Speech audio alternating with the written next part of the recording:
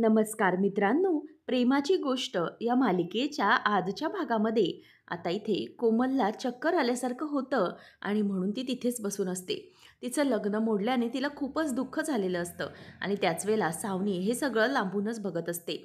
मग आता मुक्ता ही कोमलजवळ येते आणि कोमल जाऊन वहिनी अशी म्हणून तिला मिठी मारून आता रडू लागते. त्याच वेळेला आता सगळेजण तिथे जमलेले असतात. इंद्रा पण रडत रडतच येते, माझी पोरगं माझी पोरगं असं म्हणून ती बिचारी आता कोमलच्या डोक्यावरून हात फिरवू लागते आणि इंद्रा अशी अगदी खूप रडत असते. त्यामुळे शेवंता येते आणि शेवंता इंद्राला शांत करत असते.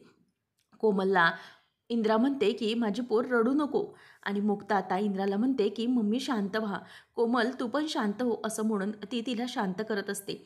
आता मुक्ता तिच्या नंदेला म्हणजेच कोमलला जवळ घेऊन शांत करते आणि तिच्याबरोबरच इंद्रा आणि स्वातीही त्यांना मिठी मारून रडत असतात.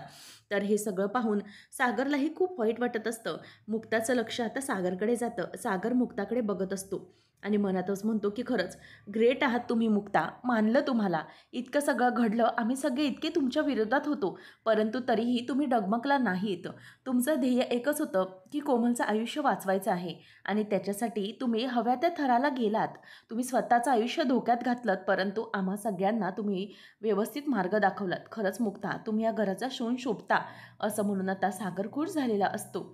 आणि इथे सावनी मात्र म्हणते की खरंच ही मुक्ता ना ऐनवेळेला डाव पलटते.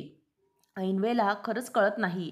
हिला अगदी मारायला मी गुंड पाठवले होते, तरीही आपली कशी जिवंत होऊन परत आली काय माहिती. तिच्या नाकातोंडाशी पाणी येईपर्यंत तिला मारण्याचा प्रयत्न केला होता, परंतु तरीही ती कशी वाचली काय माहिती. काय करतेही कळत नाही, परंतु मला हिच्यापासून सावध राहिलं पाहिजे. कोणत्याही क्षणी हिला माझा संशय येऊ शकतो आणि ही मुक्ता नागिन आहे नागिन. कधी पण येऊन मला डसेल ना, काहीही सांगता येणार नाही, असं सावनी आता म्हणत असते. त्याच वेळेला आता मुक्ता ही सावनीच्या मागून येते आणि सावनी ही गप्प उभी असते. त्याच वेळेला आता मुक्ता तिला आवाज देते आणि म्हणते की हे सगळं तुम्ही केलंत ना. तेव्हा सावनीला हे ऐकून धक्काच बसतो आणि नंतर मग आता ती म्हणते की काय बोलते तू मुक्ता, अगं असं काय बोलतेस. तेव्हा ती म्हणते की मला माहीत आहे हे सगळं तुम्हीच घडवून आणलंय ना. अभिषेकच्या मदतीने तुम्हालाच कोमलचं आणि त्याचं लग्न घडवून आणायचं होतं ना आणि त्रास द्यायचा होता, बरोबर.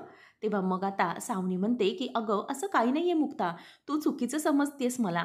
तेव्हा मग मुक्ता म्हणते की चुकीचं समजले होते, आत्ता माझा गैरसमज दूर झाला आहे. आता मला लक्षात आलेलं आहे की तुम्ही काही करू शकता, कोणत्याही थराला जाऊ शकता. तेव्हा मग सावनी आता म्हणते की हे बघ अगं मुक्ता, प्लीज माझ्याबद्दल कोणताही गैरसमज करून घेऊ नकोस. तुला माहिती आहे ना, की अगं मी असं काहीच केलेलं नाही आहे आणि मी कसं काय त्या अभिषेकला ओळखत असेन आणि अभिषेक आणि माझा संबंध तरी काय? आणि जरीही अभिषेकला मी ओळखलं म्हणजे त्याचं माझ्याशी काही नातं असलं असतं, तर मग त्याने तसं सांगितलं असतं ना.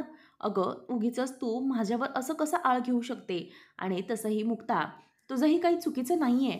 कारण ना या घरात जेव्हा काही वाईट गोष्टी घडल्या ना, तेव्हा मला जबाबदार धरलं गेलं होतं. म्हणूनच आता तुलाही तसं वाटणं साहजिक आहे की या घरात काही वाईट घडलं तर त्याच्यामागे सावनीच असते, असं सगळ्यांना वाटत असतं. परंतु खरंच मी असं काही केलेलं नाही आहे आणि अगं मी तर त्या अभिषेकला ओळखतच नव्हते. मग हे सगळं करण्याचा प्रश्नच येत नाही आहे आणि जर तो फ्रॉडच आहे मला माहीत असतं, तर मीही हे लग्न होऊ दिलं नसतं ना. तेव्हा मुक्ता म्हणते की तुम्हाला जितकी सारवासारव करायची ना तितकी करा, परंतु एक गोष्ट चांगलीच लक्षात ठेवा की माझ्या कुटुंबाला काहीही करू शकत नाही तुम्ही. एव्हाना तुमच्या लक्षात आलं असेल की माझ्या कुटुंबावर जेव्हा वाईट वेळ येते तेव्हा मी कोणत्याही थराला जाऊ शकते, कुठल्याही थराला जाऊन मी माझ्या कुटुंबाला वाचवू शकते.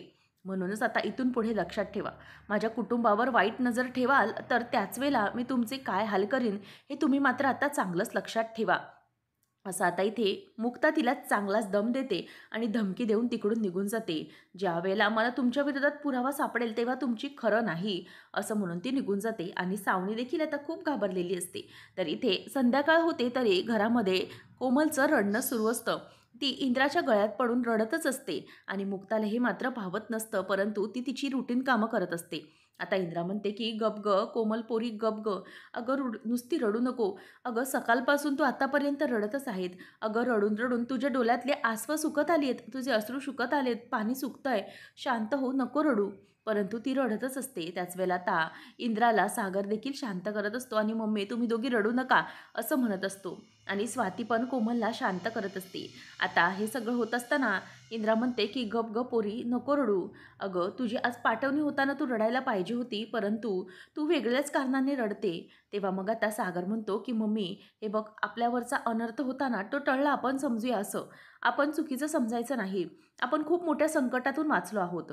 तेव्हा स्वाती म्हणते की "हो, हो. दादूस अगदी बरोबर बोलत आहे. आपण मोठ्या संकटामधून सुटलोय." कोमल, अगं तो अभिषेक फ्रॉड होता आणि त्याच्याशी लग्न होताना वाचलीस तू. खरंच तुझं आयुष्य, तू खूप लकी आहेस आणि आम्ही सगळे आहोत ना तुझ्याबरोबर. नको काळजी करू तू, असं म्हणून ती तिला शांत करत असते. त्याच वेळेला लकी म्हणतो की "हो कोमल, हे बघ अगं रडण्या-बिडण्याचं काहीच कारण नाही आहे. लक्षात ठेव, काही झालं तरी तो अभिषेक फ्रॉड होता, फ्रॉड. म्हणूनच आपण रडायचं नाही उलट आपण या मोठ्या संकटातून वाचलो आहोत आणि त्या अभिषेकसाठी आता काय रडायचं एकदा तुला कळलंय ना की तू फ्रॉड होता, मग त्याचा विषय सोडून देच आता." असं म्हणून आता कोमल तिथून उठते आणि आतमध्ये रागारागाने निघून जाते. आणि त्याच वेळेला सगळे तिच्या मागे मागे पळतात की "कोमल, ए कोमल, कुठे चालली?" तेव्हा मुक्ता पटकन गॅस बंद करते आणि इकडे धावते. त्याच वेळेला लकी आणि स्वाती धावतात आणि कोमलच्या रूमचा दरवाजा ते वाजवत असतात. त्याच वेळेला आता इथे इंद्रा म्हणत असते की "सागऱ्या बघ ना, अरे हिने दार लावून घेतलं. हिने स्वतःच्या जीवाचं काही बरं वाईट केलं तर? आणि तिने सांगितलं होतं की जर माझं अभिषेकशी लग्न झालं नाही तर मी माझ्या जीवाचं काहीतरी बरं वाईट करून घेईन." मुक्ता म्हणते की "थांबा मम्मी, असं काही होणार नाहीये." आता मुक्ता ही दरवाजा वाजवत असते आणि म्हणते की "उघड बाळा, दरवाजा उघड. कोमळ बाळा, दरवाजा उघड. अगं असं करू नकोस राजा. अगं आम्हा सगळ्यांना तू हवी आहेस. असा कोणताही चुकीचा निर्णय तू घेऊ नकोस. आम्ही सगळेजण तुझ्यावर खूप प्रेम करतो. अगं सगळ्यांचा जीव आहे तुझ्यावर, सगळे जीव ओवाळून टाकतात. असं करू नकोस राजा, दरवाजा उघड, दरवाजा उघड." असं म्हणून कोमलला मुक्ता आता बोलवत असते. सागरला इंद्रा म्हणते की "सागरे, आता दरवाजा तोडून टाक." आणि सागर दरवाजा तोडायला जाणार तेवढ्यातच कोमल दरवाजा उघडते आणि कोमल स्वतःच्या अगोदरच्या रूपामध्ये आलेली असते. आणि कोमल दरवाजा उघडते आणि तिने ड्रेस घातलेला असतं आणि पूर्णपणे चेंज करून घेतलेलं असतं. आता इथे कोमलला पाहिल्यावरती मुक्ता सागरला शांत करते आणि म्हणते की "सगळं काही व्यवस्थित आहे, शांत व्हा." आणि सागरही आता मनातून खूप हादरून गेलेला असतो. सगळ्या जणांना या सगळ्या घटनेचा खूप मोठा धक्का बसलेला असतो.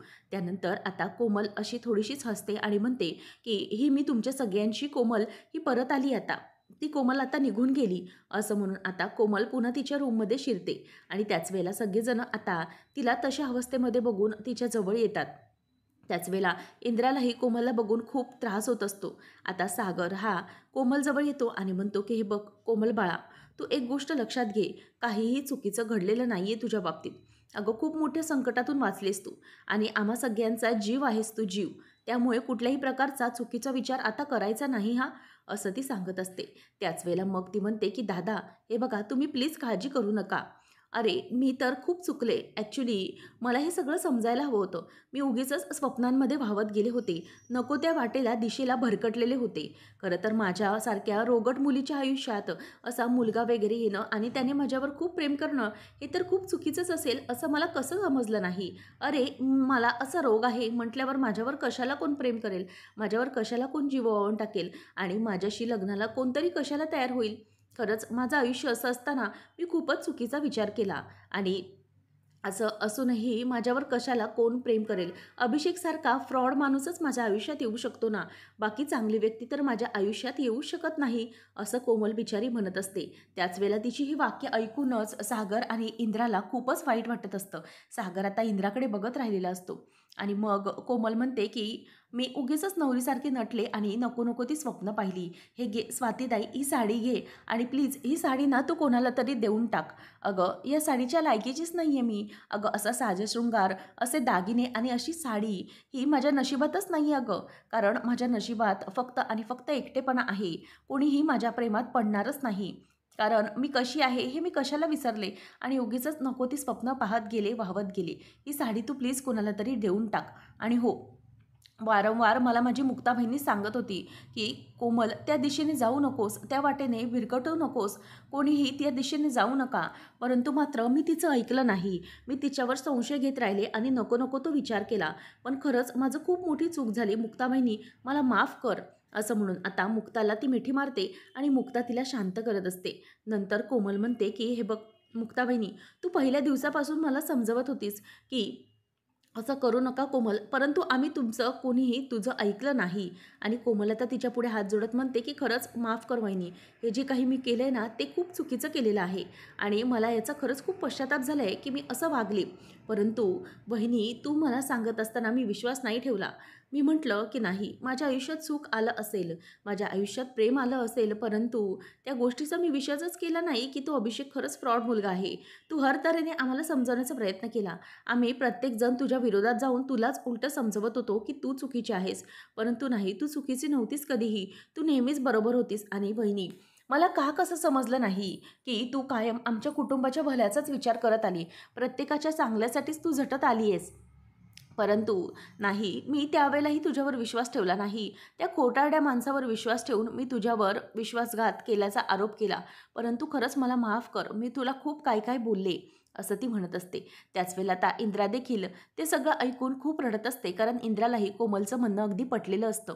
आता मुक्ता कोमलला म्हणते की हे बघ बाळा, राजा शांत हो. काहीही चुकीचं बोलू नकोस, कसलाही चुकीचा विचार करू नकोस आता तू. तेव्हा मग कोमल हात जोडते आणि म्हणते की वहिनी, खरंच मला माफ कर. मी खूप चुकले, खूप चुकले मी तुझ्यावर विश्वास ठेवला नाही. तू मला गायावया करून सांगत होतीस, परंतु मी ऐकून घेतलं नाही. त्याच वेळेला आता इथे इंद्रा देखील रडत असते. इंद्रा म्हणते की होय गं कोमल, खरंच तू बरोबर बोलते. त्याच वेळेला आता मुक्ता ही तिचे हात बाजूला करते आणि म्हणते की माफी वगैरे अजिबात मागायची नाहीये.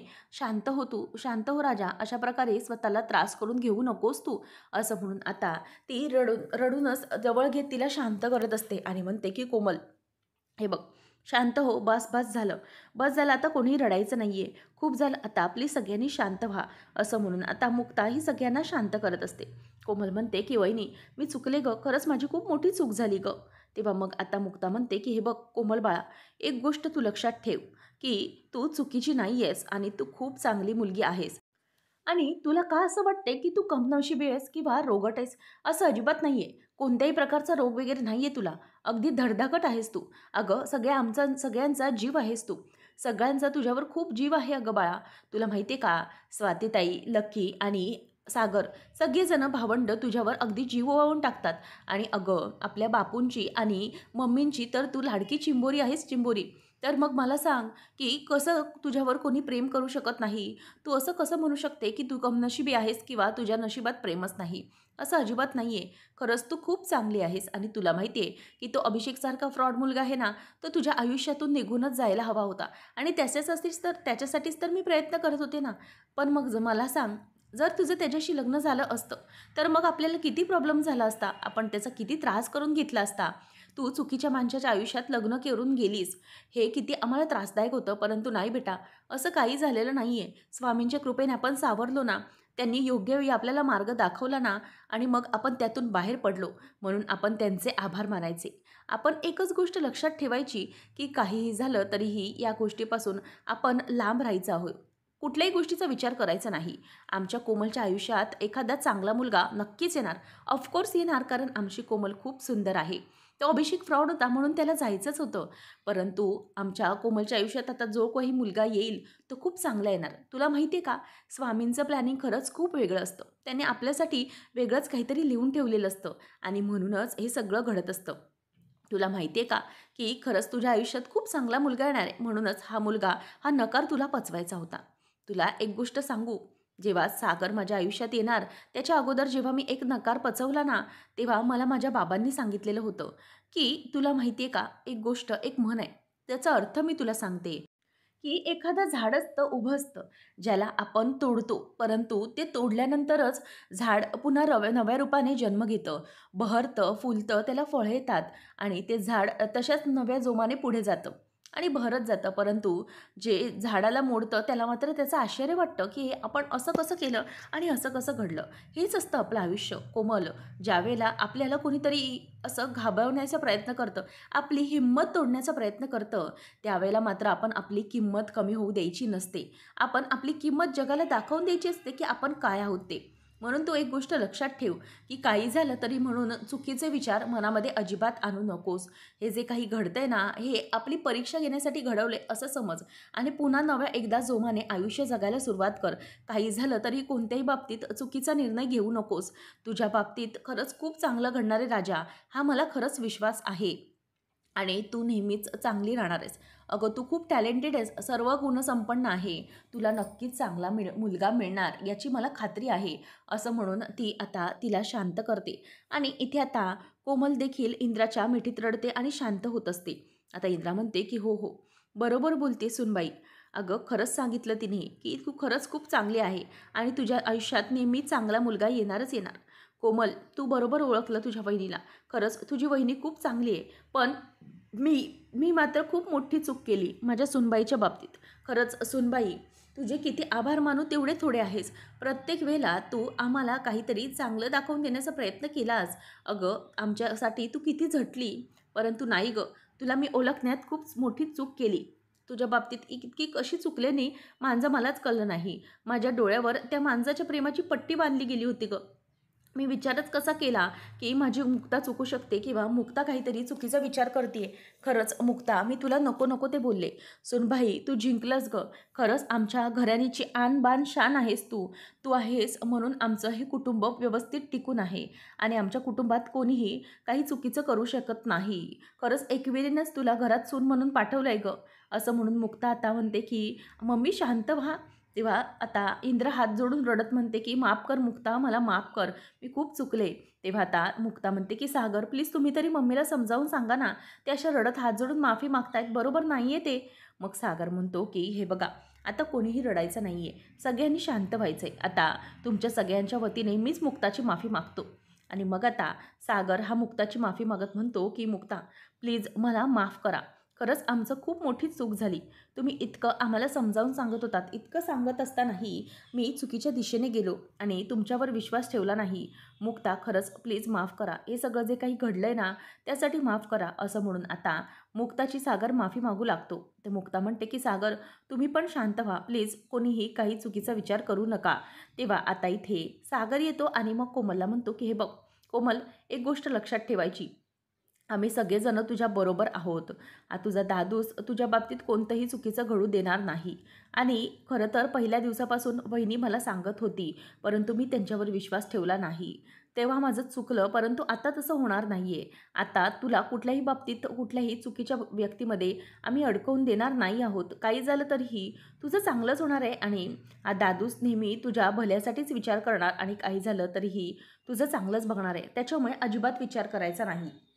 आता आपण सगळेजण एकच बघायचं, ते म्हणजे आपण सगळेजण एकमेकांवर विश्वास ठेवायचा." असं म्हणून आता कोमल त्याला मिठी मारून रडू लागते. आणि सागरचं ते बोलणं आता सगळ्यांना पटत असतं.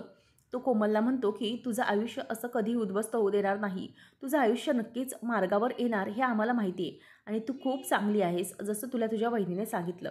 आता सागरलाही खूप भरून आलेलं असतं. आता सागर म्हणतो, की "सगळ्यांनी अगोदर शांत व्हा. आता कोणीही रडायचं नाही. मम्मी, कोमल कोणीही रडायचं नाही आता. मुक्ता सांगतायत तसं सगळ्यांनी एकमेकांची हिंमत करून राहायचं या घरामध्ये. एकमेकांना खरंच खूप मोठी साथ द्यायची आहे." तेव्हा मग आता मुक्ता शांत उभी असते. सागर म्हणतो, की "मुक्ता मलाही वारंवार सांगत होत्या, परंतु मी ऐकत नव्हतो. आता आपण एकमेकांनी प्रत्येकासाठी लढायचं आहे आणि कोणी काय सांगत असेल तर त्याच्यावर अविश्वास दाखवायचा नाही. विश्वासाने एकमेकांची साथ द्यायची." आता सागर हा मुक्ताला आणि कोमलला जवळ घेतो. सगळेजण कोळी कुटुंब आता एकत्र आलेले असतात आणि मुक्तामुळे हे सगळं शक्य झालेलं असतं. तर इकडे सावनीची मात्र जळफळ होत असते. सावनी म्हणते, की "मुक्ता ही काय करते ना, खरंच मला कळत नाही आणि या मुक्ताला माझा संशय आलेला आहे. तसं मला आता तिने स्पष्ट बोलून दाखवलं. मी काय करू? ही मुक्ता माझ्यावर नेहमीप्रमाणे संशय घेतच आली आहे. मला असं वाटलं होतं, की तिला काहीच वाटणार नाही, परंतु नाही. या मुक्ताने ऐन टायमिंगला बरोबर बाजी मारली आणि कशी जिंकते ही मुक्ता प्रत्येक वेळेला काय माहिती. हिला मारण्यासाठी मी गुंड पाठवले होते आणि गुंडांकडूनही ही मारली गेली नाही. ही अशी कशी जिवंत राहिली काय माहिती. पाणी अगदी डोक्यापर्यंत आलं असेल तिच्या, परंतु ही कशी वाचली, नेमकी हात धरून वर आली. खरंच मला याचं कसं करू तेच समजत नाही आहे.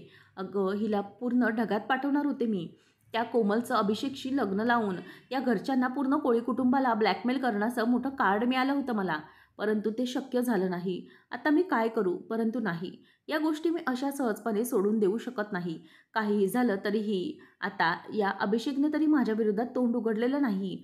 मी सध्या थोडक्यासाठी वाचले, परंतु जर त्याने तोंड उघडलं असतं तर? मला तर असं वाटतं ना, त्या मुक्ताच्या ऐवजी ना त्या गुटरगू अनुजालाच त्या टाकीमध्ये फेकून द्यायला हवं होतं. तिला जर फेकलं असतं ना तर तिने इथे येऊन बोलण्याचा प्रश्नच नव्हता. अभिषेकचं आणि कोमलचं लग्न झालं असतं. परंतु मुक्ताकडे माझ्या विरोधात कोणताही पुरावा नाही आहे असं म्हणून ती खुश होत असते. त्याच वेळेला इथे मुक्ता म्हणत असते की ही सावनी प्रत्येक वेळेला असं काहीतरी करत असते आणि प्रत्येक वेळेला वाचते. सागर म्हणतो की मुक्ता, परंतु राग मला याचा होतोय की तुम्ही मला पहिल्या दिवसापासून त्याच्यावर संशय येत होता असं सांगत होतात, परंतु आम्हीच मूर्ख आहोत. मी मूर्ख की मी तुमची साथ दिली नाही. तुम्ही इतकं सगळं बोलत असतानाही मी तुमच्यावर विश्वास ठेवला नाही, त्या चुकीच्या व्यक्तीवर विश्वास ठेवला. खरंच मुक्ता, मला या सगळ्याचा खूप त्रास होतोय की मी तुम्हाला साथ देऊ शकलो नाही. आणि असं म्हणून तो भिंतीवर हात आपटून घेऊ लागतो. मुक्ता आता पटकन जाते आणि म्हणते की सागर, हे काय करताय तुम्ही? शांत व्हा. तेव्हा मग आता सागरच्या हाताला लागलेलं असतं. मुक्ता म्हणते की इथे तुम्ही जवळ या, बघू, बसा इथे, शांत व्हा. काय सागर, तुम्ही हात वगैरे काय आपटून घेताय? तो हात आता लाल झालाय बघा. तेव्हा मग सागर म्हणतो की हात नाही आपटून घ्यायला हवा होता, खरं तर मी डोकं आपटून घ्यायला होतं की मी इतकं चुकीचं का वागलो. मुक्ता म्हणते की सागर, डोकं तुम्ही आपटून घेण्याची वेळ नाही आहे.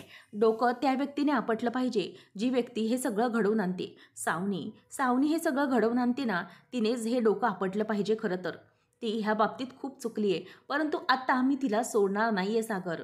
खरंच तिने आपल्या सगळ्याला घराला खूप त्रास देण्याचा प्रयत्न केला. तिचं जेव्हा तुमच्याशी लग्न तोडून पोट भरलं नाही, त्यानंतर प्रत्येक वेळेला ती घरामध्ये सगळ्यांना भडकवत राहिली. घरातल्या प्रत्येक व्यक्तीचा वापर केलाय तिने. सुरुवातीला कार्तिकला हाताशी धरून स्वातीताईंच्या आयुष्याचा खेळ केलाय तिने.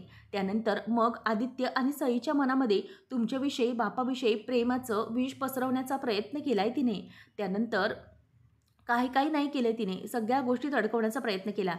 नंतर लकी आणि आरतीमध्ये गैरसमज निर्माण केले, त्यामुळे आपल्या घरातलं वातावरण कडू होत गेलं.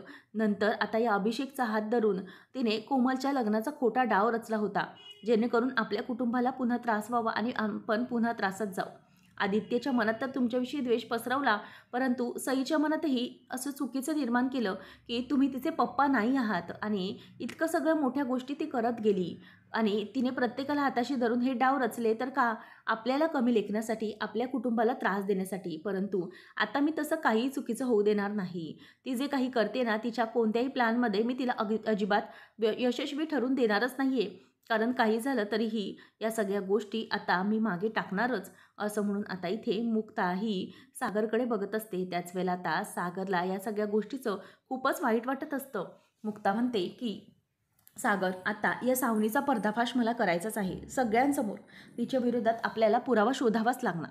तेव्हा इथे सावनी मात्र खूपच खुश होत असते. सावनी म्हणते की मुक्ता, हे बघ, तू मला काहीही करू शकत नाही, कारण काही झालं तरीही मी अशीच वाचणार आहे. तुला माझ्या विरोधात कोणताही पुरावा सापडणार नाही म्हणजे नाही. कारण तुला माहिती आहे का मुक्ता, तुझ्यासारखी सरळ मुलगी माझं काही वाकडे करू शकत नाही. अगं, 50 झोलर मेले असतील ना, तेव्हा जाऊन या सावनीचा जन्म झालेला आहे. आणि म्हणूनच तू माझा नादच करू शकत नाही. काही झालं तरीही तू माझ्या बाबतीत कोणत्याही प्रकारचा निर्णय घेऊ शकत नाहीस, कारण तू आहे सरळ मार्गाने चालणारी मुलगी. आणि माझ्यासारख्या निर्णयाला, म्हणजे माझ्यासारख्या वाकड्या जाणाऱ्या बाईचं तू काहीच वाकडं करू शकणार नाही, कारण तुझ्याकडे पुरावाच नाही. कारण आता अभिषेक तर माझ्या विरोधात तोंड उघडणारच नाही आहे. तो गेला जेलमध्ये, तर मग माझ्या विरोधात तोंड उघडणारा तुला कोणीच सापडणार नाही. तुझ्याकडे पुरावाच नाही आहे. तेव्हा मग आता मुक्ता इकडे म्हणत असते की नाही सागर, काही करून सावनीचं खरं रूप आपण सगळ्यांसमोर आणायचं म्हणजे आणायचंच आहे. त्याच वेळेला आता इथे सागर म्हणतो की पण काय करायचं, आपण कसं करायचं हे सगळं. त्याच वेळेला आता मुक्ता म्हणते की प्रत्येक वेळेला ती आपल्या डावातून सोडून गेली आहे, पण आता तिला असं करायचं नाही आहे. तिचं हे रूप मला सगळ्यांसमोर जोपर्यंत मी आणत नाही ना, तोपर्यंत मला चैन पडणार नाही. तिचा हा साळसूतपणाचा आव आहे, तो मला सगळ्यांसमोर ओपन पाडायचाच आहे. तेव्हा मग सागर म्हणतो की कसं करणार आहोत आपण? सगळे तर आता विरोधात आहेत आणि कसं करायचं आपण? आता मुक्ता म्हणते की सागर, मला माहिती आहे ती कधी ना कधीतरी तोंड उघडणार, कारण आपण जेव्हा नाक दाबतो ना, तेव्हा तिला तोंड उघडावंच लागेल. काही झालं तरीही तिच्या विरोधामध्ये पुरावा शोधलाच पाहिजे आणि अशी काहीतरी परिस्थिती निर्माण केली पाहिजे, जेणेकरून ती स्वतःहून हे सगळं कबूल करेल आणि हे सगळं मान्य करेल. असं काहीतरी प्लॅनिंग केलं पाहिजे, असं मुक्ता आता इथे विचार करत असते. आणि सागर म्हणतो की आता काही करावं लागलं तरी चालेल, टॉर्चर करावं लागलं तरीही चालेल, परंतु हिचं खरं रूप आणायचंच. तर आता पुढच्या भागामध्ये आपल्याला पाहायला मिळणार आहे की मुक्ता सागरला आवाज देते आणि सागरला म्हणते की 1 मिनिट सागर, मला जरा बोलायचं आहे. की पोलीस स्टेशनमधून फोन आलेला होता, तेव्हा सागर म्हणतो की पोलीस स्टेशनमधून काय झालं आहे. तेव्हा मुक्ता म्हणते की सागर, अभिषेक हा तोंड उघडणार होता की त्याच्याबरोबर या प्लॅनमध्ये त्याच्या साथीदार कोण आहे ते, कोण या प्लॅनमध्ये सामील आहे, याच्यासाठी अभिषेक तोंड उघडणार आहे. आता हे ऐकल्यावर मात्र सावनीला खूपच भीती वाटते. तिला ह्या सगळ्याचा खूप धक्का बसतो. आता इथे मुक्ता म्हणते की सागर, जर सावनीला कळलं की हे सगळं झालंय, आता सावनी नक्की काहीतरी प्लॅनिंग करणार, ती पोलीस स्टेशनमध्ये जाण्याचा प्रयत्न करणार. आणि होतं तसंच, सावनी ही रिक्षामध्ये बसून जायला निघते आणि सागर आणि मुक्ता गाडीमध्ये असतात आणि ते तिचा पाठलाग करतात आणि सावनी धावत धावत पोलीस स्टेशनमध्ये जाते. आणि पोलीस स्टेशनमध्ये गेल्यानंतर सावनी ही तिकडे स्वतःच्या ओळखीने सेटिंग लावण्याचे प्रयत्न करत असते आणि कशा प्रकारे तिचे सत्य बाहेर येऊ नये म्हणून पोलिसाशीच हातमिळवणी करत असते. तर हे सगळं आता सागर आणि मुक्ता या दोघांनीच पाहिलेलं असतं आणि आता दोघांनाही तिला रंगेहात पकडायचं असतं आणि ते प्लॅनिंग त्यांनी यशस्वी केलेलं असतं. आता इथे मुक्ता आणि सागर दोघंजणही कशाप्रकारे सावनीला रंगेहात पकडणार आणि कशाप्रकारे तिचं जे काही सत्य आहे ते सगळ्यांसमोर आणणार, हे पाहणं रंजकतेचं ठरणार आहे. अशाच मालिकांचे नवनवीन अपडेट्स जाणून घेण्यासाठी आजच आपल्या चॅनलला सबस्क्राईब नक्कीच करा. धन्यवाद.